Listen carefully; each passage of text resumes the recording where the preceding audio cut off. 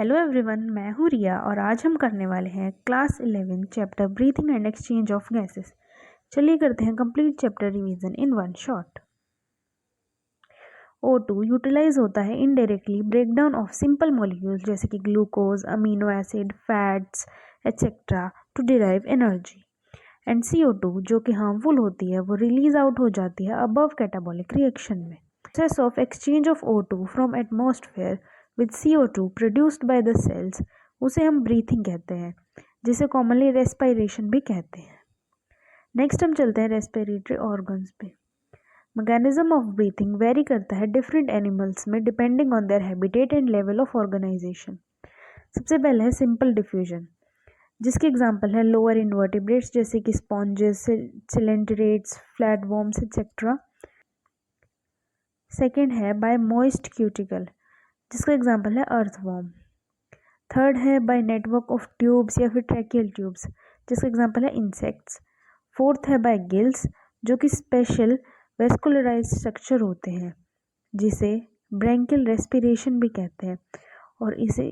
और इसके एग्जांपल्स हैं aquatic arthropods, molluscs and fishes. Fifth है बाय लंग्स, जो कि वेस्कुलराइज्ड बैग होते हैं और जिसे पल्मोनरी रेस्पिरेशन भी कहते हैं, और इसके एग्जांपल है वर्टिब्रेट्स जैसे कि एम्फीबियंस, रेप्टाइल्स, बर्ड्स। सिक्स है बाय मॉइस्ट स्किन, जिसे क्यूटेनियस रेस्पिरेशन भी कहते हैं और इसका एग्जांपल है एम्फीबियंस जैसे कि फ्रॉग्स। आगे हम चलते हैं ह्यूमन रेस्पिरेटरी सिस्टम पे। अपर लिप्स के above a pair of external nostrils होते हैं, जो नेजल पैसेज से होते हुए लीड करते हैं नेजल चैम्बर में। नेजल चैम्बर ओपन होता है फेरिंक्स में। फेरिंक्स कॉमन पैसेज होता है फूड एंड एयर के लिए। फेरिंक्स लैरिंक्स से होता हुआ ट्रैकिया में ओपन होता है। लैरिंक्स कार्टिलेजिनस बॉक्स होता है जो कि साउंड प्रोडक्शन करता है और जिसे हम साउंड बॉक्स भी कहते हैं। फूड को स्वेलो करते वक्त फूड की एंट्री को लैरिंक्स में प्रिवेंट करने के लिए ग्लोटिस के ऊपर एक thin elastic cartilaginous flap present होता है, जिसे एपिग्लोटिस कहते हैं। ट्रैकिया स्ट्रेट ट्यूब होता है जो कि एक्सटेंड करता है मिड थोरेक्सिक कैविटी तक और डिवाइड करता है फिफ्थ थोरेसिक वर्टिब्रे पर into right and left pulmonary bronchi. Each bronchi repeated division करती है and secondary and tertiary bronchi and bronchioles बनाती है and very thin terminal bronchioles बनाती है। Trachea primary, secondary, tertiary bronchi and initial bronchiole supported होते हैं incomplete cartilaginous ring से, जो कि हाइलाइन कार्टिलेज की बनी होती है। Each terminal bronchiole give rise करते हैं number of very thin irregular walled vascularised bag like structures में, जिन्हें एल्वेलाई कहते हैं। Branching network of bronchi, bronchioles, alveoli comprise करती है लंग्स को। हमारे पास दो लंग्स होते हैं जो डबल लेयर्ड प्लूरा से कवर्ड होते हैं। प्लूरल फ्लूइड प्रेजेंट होता है इन बिटवीन देम, जो रिड्यूस करता है फ्रिक्शन को on the lung surface. Outer pleural membrane close contact में होते हैं थोरेक्सिक लाइनिंग के and inner pleural membrane close contact में होती है लंग सरफेस के। एक्सटर्नल नोस्ट्रिल्स के टर्मिनल ब्रोंक्यूल के पार्ट को कंडक्टिंग पार्ट कहते हैं and alveoli and their ducts को रेस्पिरेटरी या फिर एक्सचेंज पार्ट कहते हैं। कंडक्टिंग पार्ट ट्रांसपोर्ट करता है atmosphere air to alveoli. Second, वो क्लियर करता है उसे फॉरेन पार्टिकल से। नेक्स्ट, वो ह्यूमिडिफाई भी करता है उसे एंड वो ब्रिंग करता है एयर को बॉडी टेम्परेचर तक। Exchange part actual site of diffusion होता है, जहाँ O2 एंड CO2 का एक्सचेंज होता है between the blood and the atmospheric air. Lungs anatomically air tight chambers होते हैं जो थोरेसिक चैम्बर में सिचुएटेड होते हैं। थोरेसिक चैम्बर फॉर्म होता है डोर्सली मतलब कि बैक साइड से वर्टिब्रल कॉलम से, वेंट्रली मतलब फ्रंट से स्टर्नम से, लेटरली मतलब साइड से रिब्स से एंड लोअर साइड पे डायफ्राम से।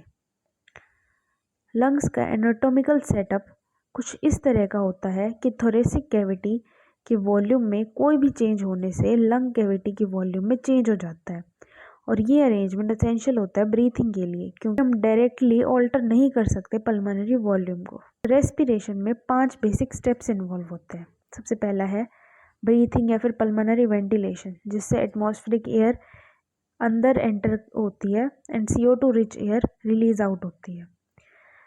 Next diffusion of gases across the alveolar membrane. Next in gases का ब्लड में ट्रांसपोर्ट होना। O2 एंड CO2 का डिफ्यूजन होना between the blood and tissue. Next है O2 का यूटिलाइजेशन कैटाबॉलिक रिएक्शन में, जिससे CO2 रिलीज आउट होता है। आगे चलते हैं मैकेनिज्म ऑफ ब्रीथिंग पे। ब्रीथिंग इन्वॉल्व करता है 2 स्टेजेस को, इंस्पायरेशन एंड एक्सपायरेशन। इंस्पायरेशन जिसमें एटमॉस्फेरिक एयर अंदर आती है एंड एक्सपायरेशन जिसमें एल्वुलर एयर रिलीज आउट होती है। ये मूवमेंट्स प्रेशर ग्रेडियंट क्रिएट होने की वजह से होते हैं between the lungs and atmosphere. जब इंट्रापल्मोनरी प्रेशर मतलब कि लंग्स के अंदर का प्रेशर कम होता है एटमॉस्फेयर प्रेशर से, तो एयर आउटसाइड से जो कि हाई प्रेशर की है उससे इनसाइड द लंग्स जो कि लोअर प्रेशर है उसमें मूव करती है, जिससे इंस्पायरेशन कहते हैं। एंड जब इंट्रापल्मोनरी प्रेशर ज़्यादा होता है एटमॉस्फेरिक प्रेशर से, तो एयर लंग से बाहर मूव करती है लोअर प्रेशर की तरफ, जिसे एक्सपायरेशन कहते हैं। आगे देखते हैं कि ये प्रेशर ग्रेडियंट कैसे बनता है। Diaphragm and special set of muscles, external and internal intercostal muscles जो बिटवीन द रिब्स प्रेजेंट होती है, वो हेल्प करती है इस ग्रेडियंट की जनरेशन में। हमें बेसिक पता है कि प्रेशर और वॉल्यूम इन्वर्सली प्रोपोर्शनल होते हैं, मतलब कि प्रेशर बढ़ाने पर वॉल्यूम डिक्रीज होता है। तो सबसे पहले हम इंस्पायरेशन पढ़ते हैं। डायफ्राम कॉन्ट्रैक्ट होता है जिससे थोरेसिक चैम्बर के एंटीरो पोस्टीरियर एक्सिस की वॉल्यूम इंक्रीज हो जाती है। एंड एक्सटर्नल इंटरकोस्टल मसल्स भी कॉन्ट्रैक्ट होती हैं जिससे ribs and sternum lift up हो जाते हैं और थोरेक्सिक चैम्बर के डोर्सो वेंट्रल एक्सिस की वॉल्यूम को इंक्रीज करते हैं। इससे टोटल थोरेसिक वॉल्यूम इंक्रीज हो जाती है, जिससे पल्मोनरी वॉल्यूम भी इंक्रीज हो जाती है।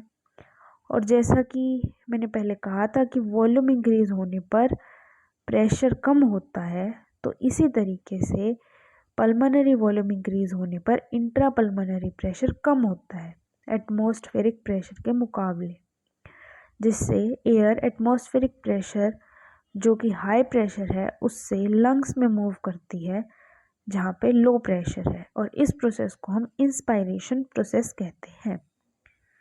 सिमिलरली जब डायफ्राम रिलैक्स होते हैं तो एंटीरो पोस्टीरियर एक्सिस की वॉल्यूम को कम करती है एंड इंटरकोस्टल मसल्स रिलैक्स होती है तो डोर्सो वेंट्रल एक्सिस में वॉल्यूम कम होती है। इसी तरह टोटल थोरेसिक वॉल्यूम कम हो जाती है जिससे पल्मोनरी वॉल्यूम कम हो जाती है और इंट्रापल्मोनरी प्रेशर बढ़ जाता है। एंड एटमॉस्फेरिक प्रेशर से इंट्रापल्मोनरी प्रेशर हाई होने की वजह से एयर आउट मूव करती है और इसे हम एक्सपायरेशन कहते हैं।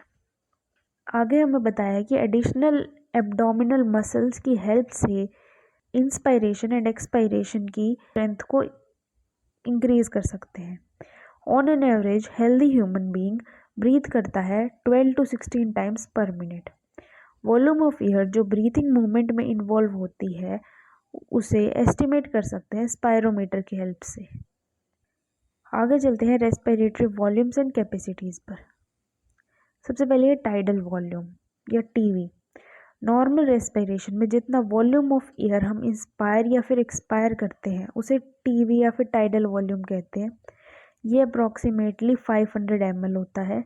हेल्दी ह्यूमन में अप्रॉक्सीमेटली 6000 से 8000 ml ऑफ एयर पर मिनट होता है।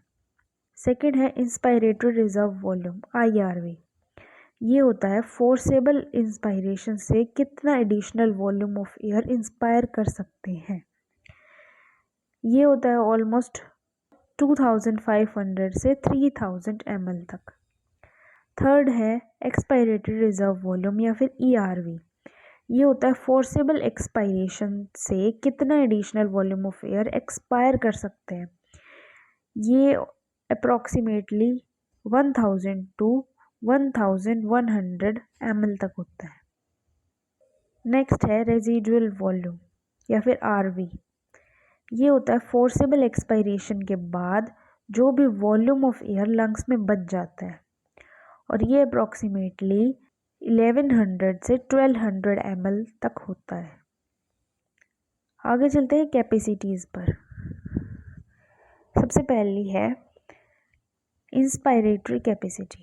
ये होती है टोटल वॉल्यूम ऑफ एयर एक पर्सन इंस्पायर कर सकता है नॉर्मल एक्सपायरेशन के बाद। ये इंक्लूड करती है tidal volume plus inspiratory reserve volume को।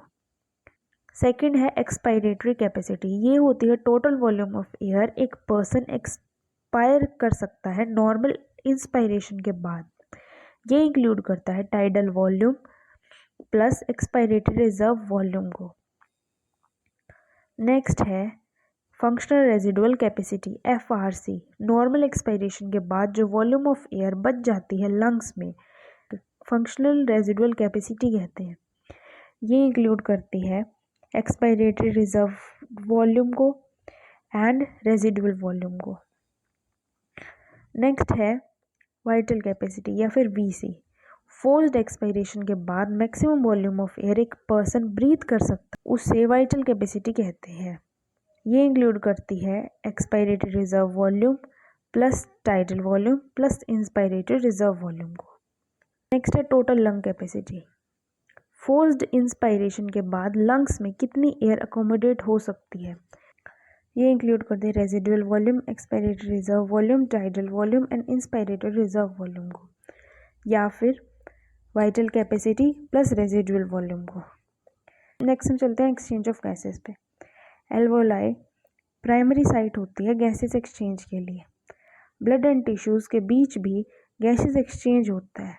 ये एक्सचेंज बाय सिंपल डिफ्यूजन होता है और मेनली प्रेशर या फिर कंसंट्रेशन ग्रेडियंट पे बेस्ड होता है। Solubility and thickness of membrane भी इम्पॉर्टेंट फैक्टर होती है जो इफेक्ट करती है डिफ्यूजन रेट को। एक individual gas mixture of gas में जितना प्रेशर कंट्रीब्यूट करती है उसे पार्शियल प्रेशर कहते हैं। इसे रिप्रेजेंट कर सकते हैं PO2 for oxygen and PCO2 for carbon dioxide. आगे हमें टेबल गिवन है जिससे हम कंपेयर कर सकते हैं partial pressure of O2 and CO2 का डिफ्यूजन साइट पर टू द एटमॉस्फेरिक प्रेशर। आगे गिवन है कि CO2 की सॉल्युबिलिटी 20 to 25 टाइम्स हायर होती है O2 से, जिस वजह से O2 का डिफ्यूजन कंपैरेटिवली ज़्यादा होता है। डिफ्यूजन मेनली डिफ्यूजन मेम्ब्रेन के थ्रू होती है और डिफ्यूजन मेम्ब्रेन में 3 लेयर्स होती है। फर्स्ट होती है thin squamous epithelium of alveoli, second है endothelium of alveolar capillaries and third है बेसमेंट मेम्ब्रेन जो इन दोनों को सपोर्ट करती है। इसके total thickness much larger than a millimetre होती है। नेक्स्ट है transport of gases. Transport of O2 and CO2 के लिए blood as a medium use होता है। 97% O2 ट्रांसफ़र होती है bye RBC, 3% O2 dissolve state में होती है थ्रू प्लाज्मा के and 20 to 25% CO2 RBC transfer करते हैं, 70% बाइकार्बोनेट्स ट्रांसफ़र करते हैं एंड बाकी 7% ऑफ CO2 डिजॉल्व स्टेट में होती है थ्रू प्लाज्मा। आगे चलते हैं ट्रांसपोर्ट ऑफ ऑक्सीजन पे। हीमोग्लोबिन जो कि red coloured iron containing pigment होता है जो RBC में प्रेजेंट होता है, O2 हीमोग्लोबिन के साथ रिवर्स मैनर में बाइंड करता है और ऑक्सी हीमोग्लोबिन फॉर्म करता है। ईच हीमोग्लोबिन कैरी कर सकते हैं मैक्सिमम 4 O2 मॉलिक्यूल्स को। ये binding primarily partial pressure of O2 से रिलेटेड होती है। अगर हम कर्व ड्रॉ करते हैं percentage saturation of haemoglobin with O2 and partial pressure of O2 के बीच, तो हमें सिग्मॉइड कर्व मिलता है और इस कर्व हम ऑक्सीजन डिसोसिएशन कर्व भी कहते हैं। एल्वोलाई साइट पर जहाँ PO2 हाई होता है and PCO2 H positive concentration temperature सब लो होते हैं, तो ये कंडीशन फेवरेबल होती है ऑक्सी हीमोग्लोबिन के फॉर्मेशन के लिए। एंड टिश्यू साइट पर जहाँ PO2 लो होती है, PCO2 H positive and temperature high होती है वो कंडीशंस फेवरेबल होती है डिसोसिएशन ऑफ ऑक्सी हीमोग्लोबिन के लिए, और ये हमें इंडिकेट करता है कि एल्वेलाई पर O2 बाइंड होती है एंड टिश्यू साइट पर डिसोशिएट होती है। Every 100 ml oxygenated blood deliver करता है around 5 ml O2 to tissue. Next हमें गिवन है transport of carbon dioxide. Haemoglobin CO2 को कार्बोक्सी हीमोग्लोबिन के फॉर्म में कैरी करता है। ये बाइंडिंग डिपेंड करती है पार्शियल प्रेशर ऑफ CO2 पर। Partial pressure of O2 major factor होता है जो इस बाइंडिंग को इफेक्ट कर सकता है। टिश्यू साइट पर जहाँ PCO2 हाई होती है एंड PO2 लो होती है वहाँ CO2 बाइंडिंग होती है, एंड एल्वेलाई पर जहाँ PCO2 come and PO2 high होती है वहाँ CO2 की डिसोसिएशन होती है। एंजाइम कार्बोनिक एनहाइड्रेज की RBC में वेरी हाई कंसंट्रेशन होती है एंड माइन्यूट क्वांटिटी प्लाज्मा में भी प्रेजेंट होती है। टिश्यू साइट पर ये एंजाइम बाइकार्बोनेट H2CO3 को HCO3 negative plus H positive में कन्वर्ट करता है due to high partial pressure of CO2, and alveoli site पर ये एंजाइम बाइकार्बोनेट्स को CO2 एंड H2O में कन्वर्ट करता है एंड रिलीज आउट करता है। Every 100 ml of deoxy blood deliver करता है approximately 4 ml of CO2 to the alveoli. आगे है regulation of the respiration. Neural system maintain करता है रेस्पिरेटरी रिदम को। ब्रेन के मेडुला रीजन में एक स्पेशलाइज्ड सेंटर प्रेजेंट होता है जिसे रेस्पिरेटरी रिदम सेंटर कहते हैं, जो प्राइमरीली रिस्पॉन्सिबल होता है रेगुलेशन के लिए। ब्रेन के पॉन्स रीजन में एक और सेंटर प्रेजेंट होता है जिसे न्यूमोटैक्सिक सेंटर कहते हैं, जो मॉडरेट करता है functions of respiratory rhythm centre को। इस सेंटर के न्यूरल सिग्नल्स रिड्यूस कर सकते हैं duration of expiration and alter कर सकते हैं रेस्पिरेटरी रेट को।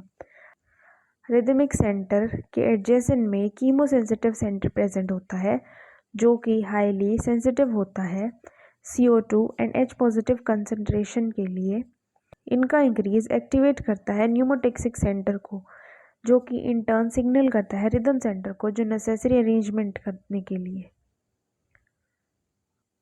Aortic arc and carotid artery के साथ एसोसिएटेड रिसेप्टर्स भी रिकॉग्नाइज कर सकते हैं CO2 and H positive concentration में चेंजेस को एंड सिग्नल सेंड करते हैं रिदम सेंटर को।